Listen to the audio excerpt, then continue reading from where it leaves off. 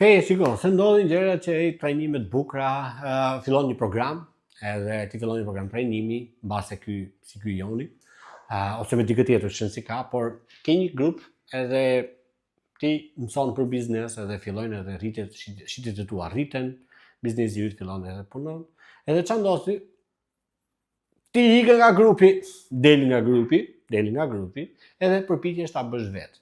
Mi po mba mend diçka që neve nuk jemi, ti mund të zgjedhësh të punosh si ujk i vetëm, ose mund të punosh në tuf. Neve nuk jemi qenie që rrim vetë, neve jemi qenie që rrim në komunitet. Si qenie njerëzore, si struktura e organizmit tonë është dizajnuar për të ndëjtur në grup. Prandaj që në para histori njerëzit rrishin në grupe, sepse është natyra jonë e tillë, socializimi. Në kohët moderne sot kemi grupe që janë, po themi fokus grupe, të cilët janë edhe online. Neve kemi një grup shumë që kemi online. Për shembull, neve jemi në 8 vende të botës. Shqipëri, Maqedonia e Veriut, Kosovë, Itali, Izrael, Angli, Zvicër dhe së fundmi në Gjermani. Neve kemi këtë grupin tonë dhe aty neve shkëmbejmë ide, shkëmbejmë energji, sfida dhe suksese. Ky është një grup, një komunitet të cilin neve kemi vetëm një qëllim, që të kemi bashkë dhe të ecim bashkë. Mirë po, për sa kohë ti je pjesë e kësaj tufës, ti je në atë vibe-in, je në atë mindset-in, je në atë standardin, stage-in, që përfitore, për sukses.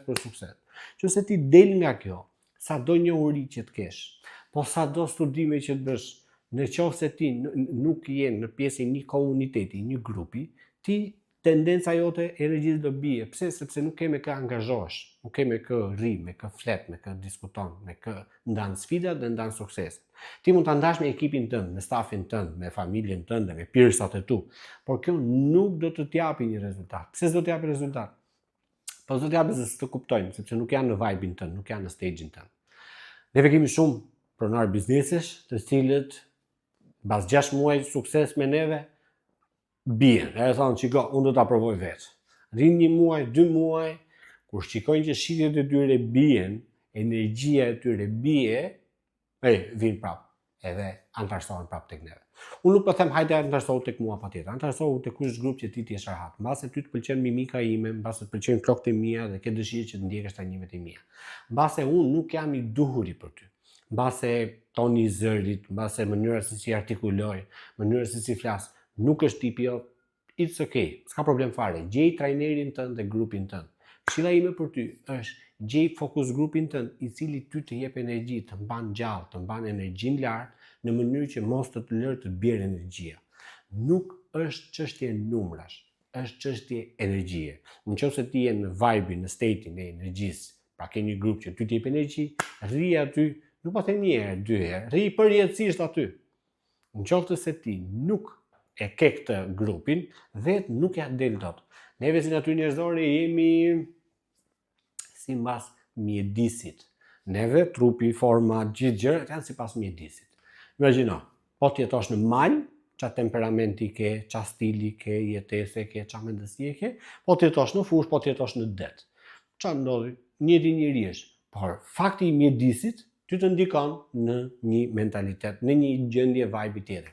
Pra, neve jemi rezultati i mjedisit. Të gjithë psikologët, të gjithë shkencëtarët e sjelljes njerëzore e thonë këtë gjë. Neve jemi produkt i mjedisit. Lëri këto, jo vullneti, jo disiplina, bullshit. Vullneti, disiplina janë të mbi vlerësuar, nuk është e vërtet fare.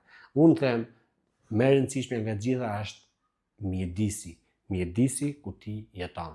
Kemi disa lloje mjedisesh e tjerë, nuk duhet futem në temë, janë pjesë e programit Business and Leadership Builder, por ajo që të sugjeroj është kjo, që nëse ty të bie energjia, do të thotë që ti s'ke grupin e duhur për të dhënë energji. Nuk ke atë focus grupin tënd i cili ty të karikoj.